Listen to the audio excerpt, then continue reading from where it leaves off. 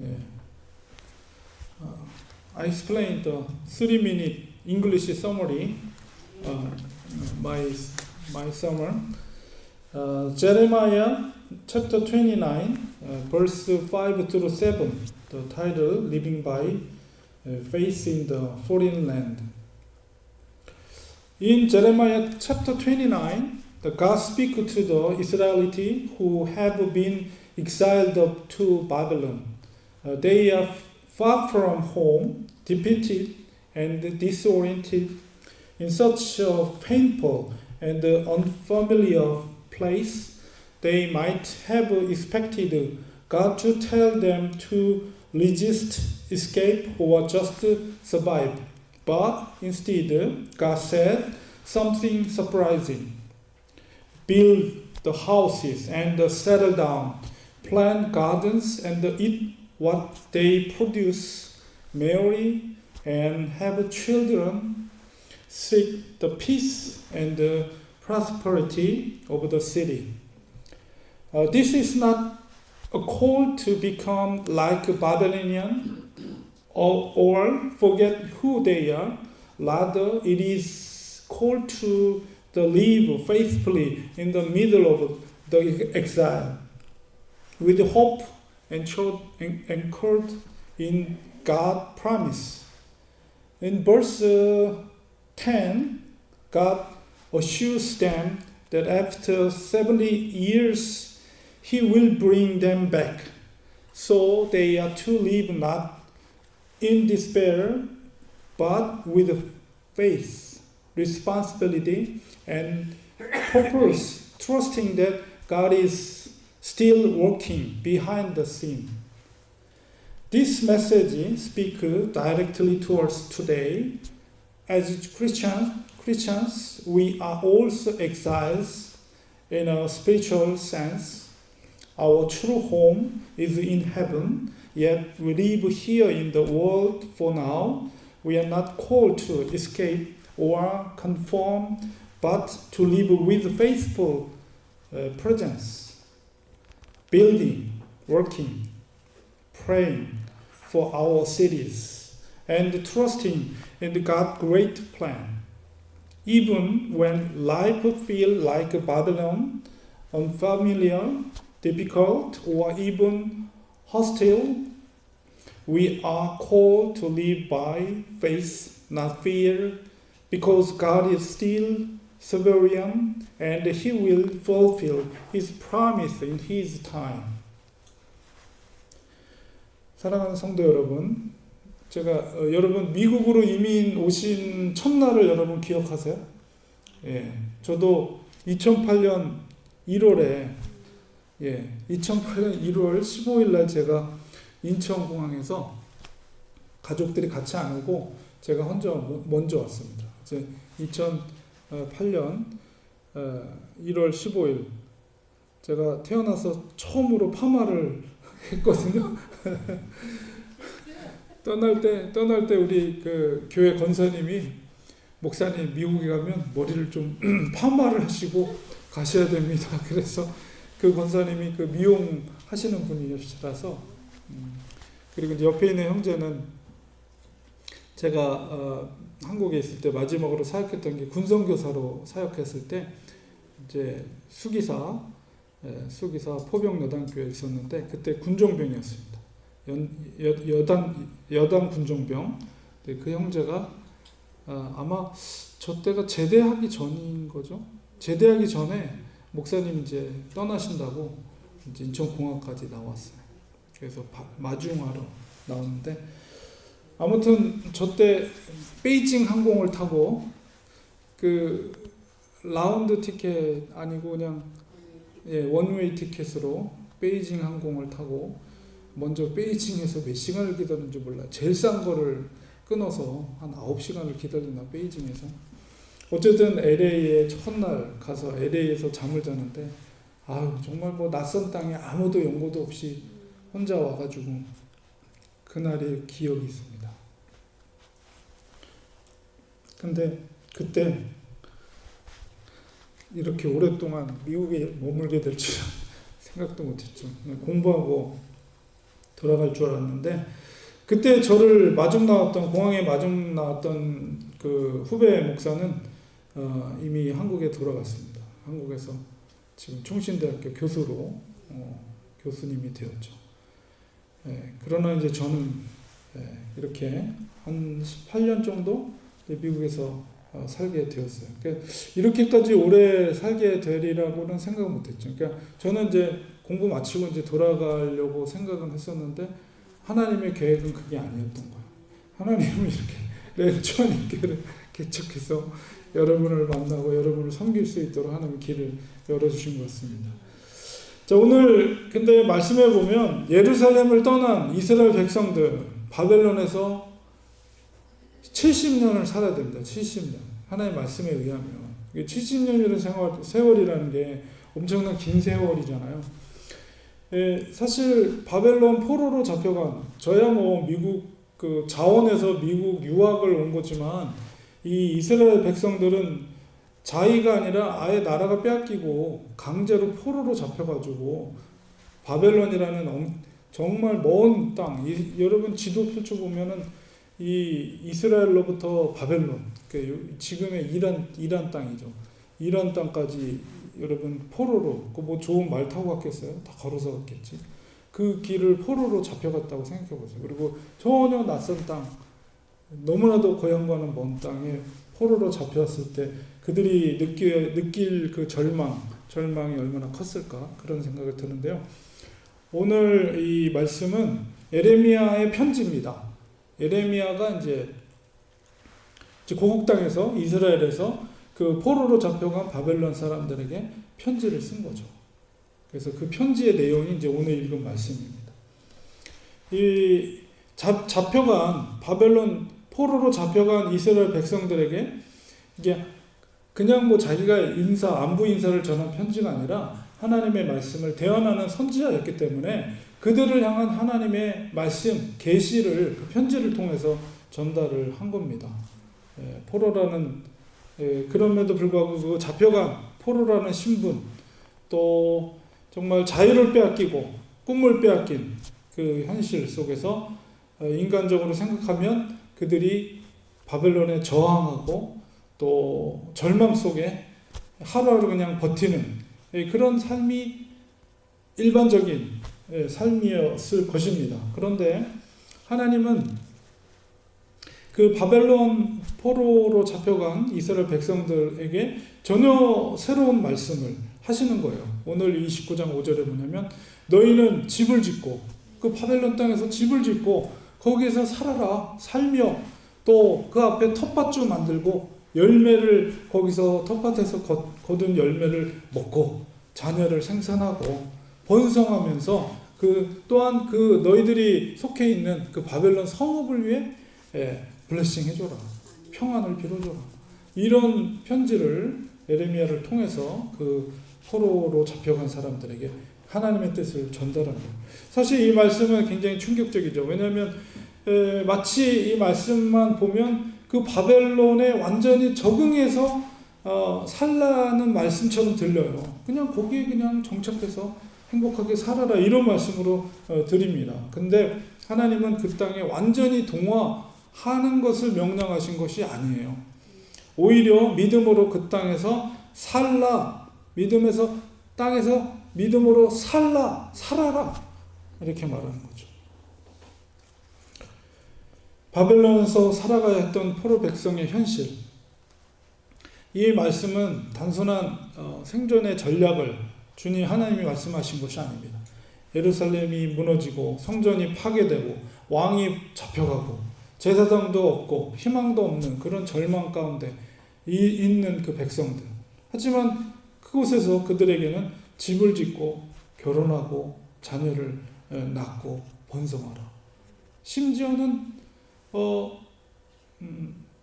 그 속에서 다른 사람들, 다른 그 이방인들과의 관계 속에서 그렇게 살아가라고 말하고 있습니다. 왜 그랬을까요? 하나님은 그 포로의 그 기간을, 물론 이스라엘을 향한 심판이죠. 심판으로 사용하시면서 동시에 그것을 정화의 과정과 시기로 하나님은 삼으시기를 원했던 거예요.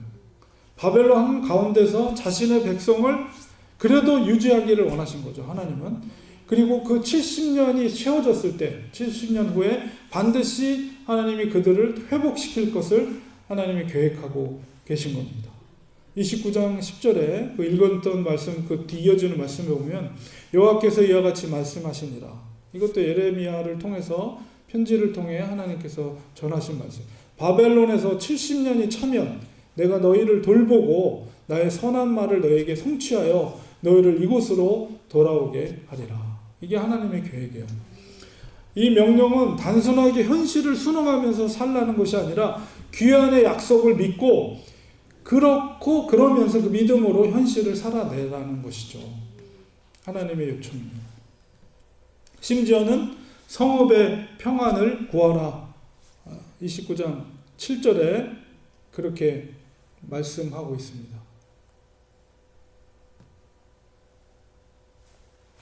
너희 성읍의 평안을 구하라. 성읍의 평안을 구한다는 것이 무슨 말씀입니까? 하나님은 이 말씀은 내가 사로잡혀간 그 성읍의 평안을 구하고 그를 위하여 여호와께 기도하라. 그라는 것은 그 성읍을 말하는 거죠. 그리고 그 성읍이 평안함으로 너희도 평안할 것이다. 이 말씀 단지 외교적인 어떤 생존수를 하나님 말하는 것이 아니고 하나님의 주권에 대한 신뢰를 요구하는 말씀입니다. 하나님은 바벨론도 하나님이 사용하신다는 거예요. 아무리 악한 제국이라도 하나님은 그거를 도구로 사용하십니다. 그 성읍이 평안해야지 너희도 평안한다는 말은 하나님은 너희의 평안을 세상의 질서와는 다른 방식으로 인도하신다는 그런 것입니다. 이 시대를 살고 있는 우리들도 마찬가지. 우리는 하나님 나라의 소망을 둔 순례자들입니다. 이 땅에서 우리는 살아가고 있어요. 왜냐하면 이 땅이 우리의 본향이 아니기 때문에. 우리가 돌아갈 본향이 있는 거예요. 우리들도 바벨론 포로기에 포로기에 살고 있는 그런 삶을, 순례자의 삶을 우리도 살고 있습니다. 그러나 하나님은 이 도시를 향해 평안을 위해 기도하라고 우리에게 또 말씀하시는 거예요. 이 도시를 살아가면서, 이 땅을 살아가면서 바벨론에서의 삶은 오늘날 우리 그리스도인의 정체성과 너무 닮았습니다. 우리가 세상 속에 있지만 또 세상에 속하지 않은 사람들입니다. 우리들은. 그래서 우리가 요한복음에 보면 예수님께서 세상과 제자들의 관계를 기도할 때 이렇게 말하고 있어요. 요한복음 17장 14절에 16절에 내가 아버지의 말씀을 그들에게 주었사오매. 그들은 이제 제자들이고 우리들 보면 교회 공동체라고 할 수가 있죠. 그들에게 주었사오매 세상이 그들을 미워하였사오니 이는 내가 세상에 속하지 아니함 같이 그들도 세상에 속하지 아니함으로 인함이니이다. 내가 비옵는 것은 그들을 세상에서 데려가시기를 위함이 아니요 오직 악에 빠지지 않게 보존하시기를 위함이니이다. 내가 세상에 속하지 아니함 같이 그들도 세상에 속하지 아니하였나이다. 예수님께서 그 골고다 가시기 전에 겟세마네에서 하나님 앞에 기도했던 간절한 제자들을 향한 기도입니다. 이 땅은 우리의 본향이 아닙니다. 그렇다고 해서 이 땅을 우리가 외면해서는 안 됩니다. 우리들도 하늘 시민권을 가진 자들이지만 또 이 땅에서 믿음으로 우리가 살아갈 때 이 땅에 집을 짓고 자녀를 낳고 또 일하면서 세상과 이렇게 세상 속에 살아가면서 우리는 세상 속에 이스라엘 백성들에게 하나님께서 요청하신 것처럼 평안을 위해 기도하며 살아가야 됩니다. 물론 이 바벨론의 세속적인 유혹은 지금도 여전합니다. 세상의 즐거움에 빠져서 바벨론의 그 즐거움에 빠져서 70년이라는 것을 아예 까먹고 그냥 거기에 뿌리를 내리면서 다른 건 믿음 없이 그냥 그렇게 살아갈 수도 있어요. 오늘날의 세상도 마찬가지입니다.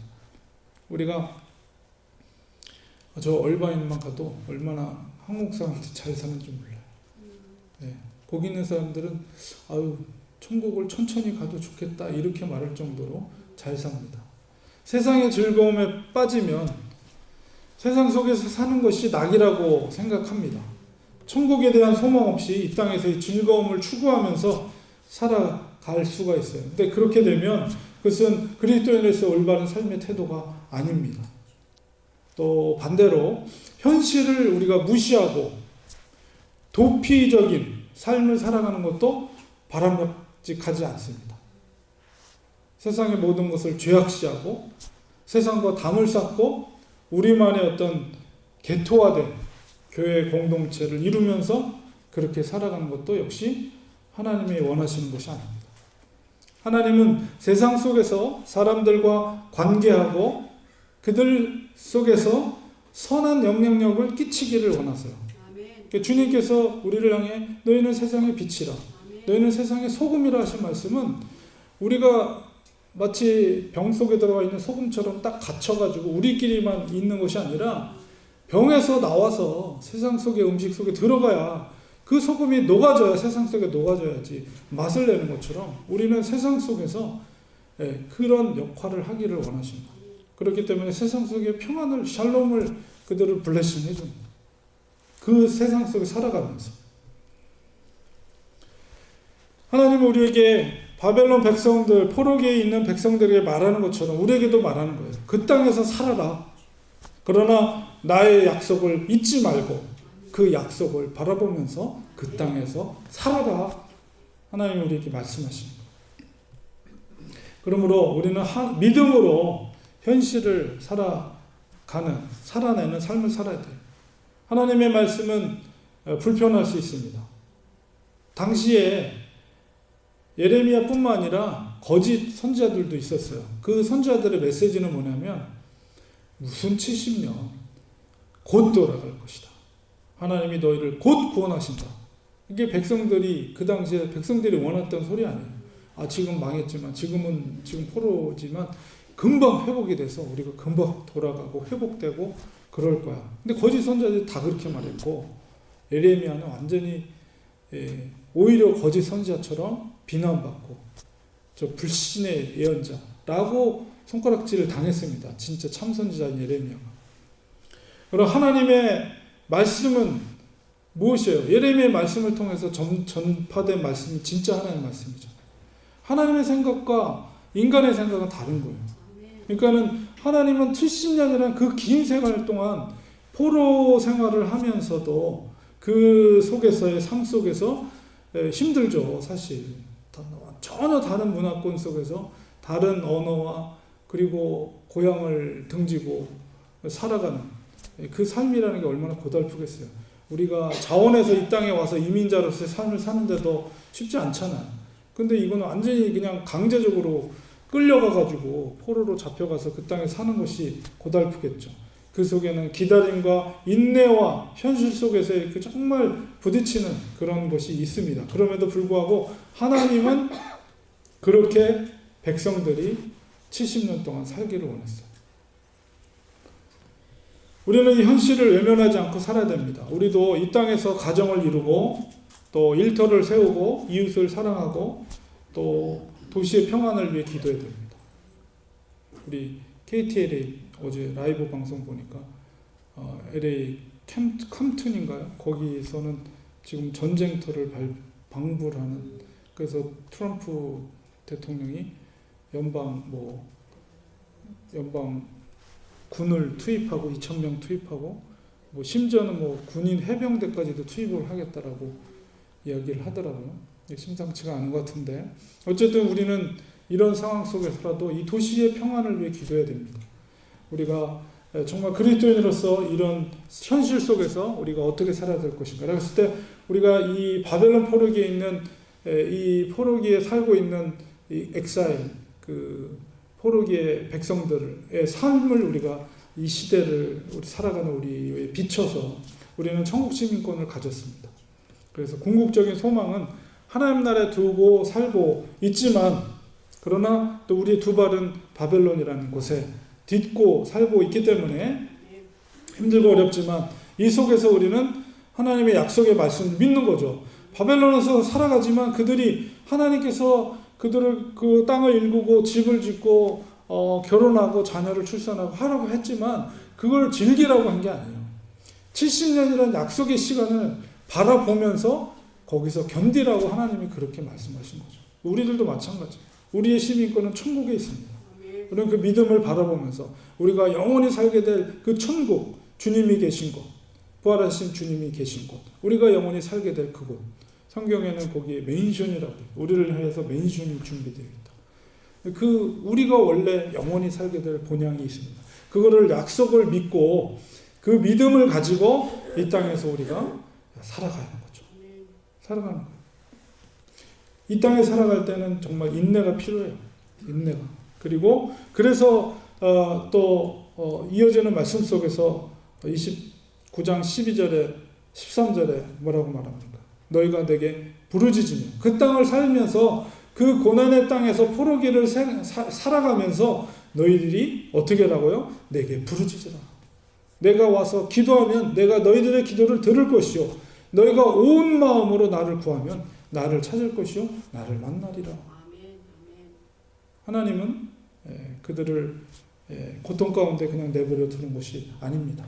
그 속에서 살아가야 되려면 인내가 필요하고 부딪힘이 있지만 그러나 그 삶을 살아갈 그들을 향해 하나님은 내게 부르짖으라. 기도하라. 내가 너를 들어줄 것이다. 나를 찾으라. 나를 만날 것이다. 약속해 주셨습니다. 오늘도 우리는 바벨론 같은 세상 속에서 집을 짓고 가정을 세우고 자녀를 키우고 또 일하며 기도하며 평안을 구하며 살아갑니다. 그러면서도 우리는 세상에 또 매여서는 안 됩니다. 우리가 왜 이 땅에 존재하는지 분명한 존재 목적을 가지고 살아야 됩니다. 주님의 약속은 반드시 성취됩니다. 70년 바벨론 포로기가 채워졌을 때, 시간이 채워졌을 때 하나님은 약속의 말씀대로 그들을 귀환시키셨죠. 그리고 무너진 성전을 다시 재건시키셨습니다. 주님의 재림의 약속도 역시 반드시 성취될 것입니다. 그날을 우리는 믿음으로 고대하면서 이 땅에서 인내와 믿음으로 우리는 살아가야 합니다. 하나님 말씀하신 것처럼 부르짖으며 우리는 기도해야 됩니다. 그리고 온 마음으로 하나님을 구하고 그러면 하나님이 우리를 만나 주실 것입니다. 비록 이 땅에 산다 할지라도 하나님은 우리에게 그런 능력을 주십니다. 그래서 이 세상에서 정말 빛과 소금의 역할을 감당할 수 있는 그런 온전한 그리스도인으로 살아갈 수 있게 하는 것이죠. 우리가 그 약속을 믿고 날마다 우리의 본향을 바라보면서 우리가 믿음의 눈으로 그걸 다 보면 얼마나 마음이 평안한지 몰라요. 지금은 힘들고 나의 몸은 시간이 흐를수록 계속 쇠약해지지만 그러나 나의 영혼은 날마다 더 주님께로 가까이 그리고 언젠가는 내가 머물게 될 그 천상을 바라보면서 살아가면 얼마나 기쁨이 있는지 마음속에 평강이 있는지 소망이 있는지 모릅니다. 우리 그런 믿음으로 우리의 본향을 바라보면서 항상 날마다 소망과 기쁨으로 사시기를 주님의 이름으로 축원드립니다.